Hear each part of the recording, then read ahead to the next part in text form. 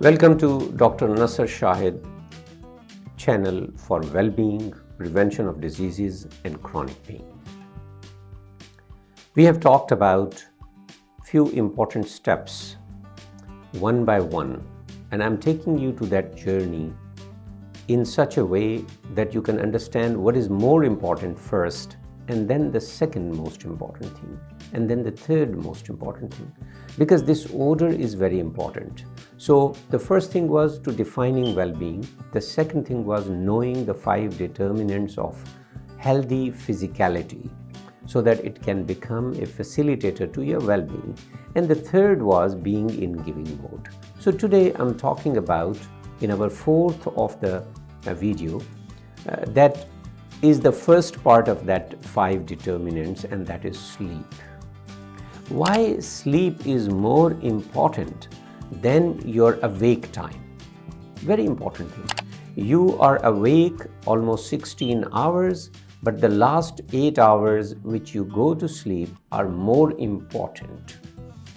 I'll not go into the jargon of medicine, but I can tell you this thing, that sleeping, if you sleep 8 hours, initial part of the night especially, and you also have covered the last part of your sleep very well, and you slept qualitatively nicely, it can prevent so many diseases. It is better than any medicine, drug or scalpel or procedure than you can think of.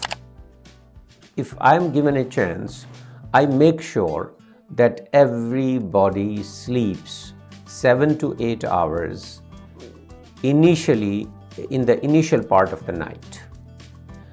Now, what is the science behind it? First of all, the basic understanding that our body is designed on the cycle of night and day.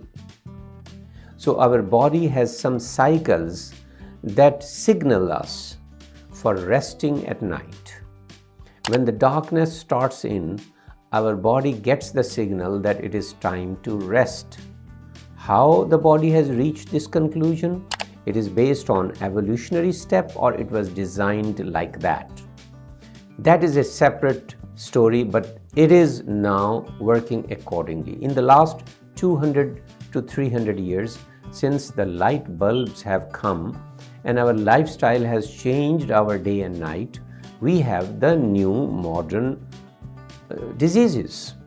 If you look the coincidence of increased prevalence of diabetes, high blood pressure, stroke, heart problems, cancers, autoimmune disorders, all they have one thing common, and that is the disruption of this night and day cycle.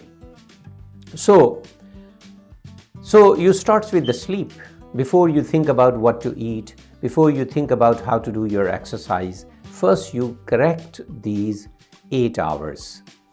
Now, in the early part of the night, what happens? Our immune system gets strengthened. Immune system gets strengthened. Remember, it's all about the immune system. The body has a healing power through immune system. Once that is disrupted, then we are vulnerable for infections, for viral infections, bacterial infections, fungal infections, all kinds of parasites, all kinds of cancers. And if we are born with genetically weaker part of any system, that system will be vulnerable to get some disease, and it might end up in autoimmune disorders. So early part of the night is important for immune system. The other important thing is the memory part, how you remember things and how things are connected in our brain for reaching a conclusion. So our well-being about the intellectual part, the cognitive part, will also be affected if we are not sleeping in the early part of the night. If you have to prepare an exam, sleep, the best preparation is sleep in the early part of the night.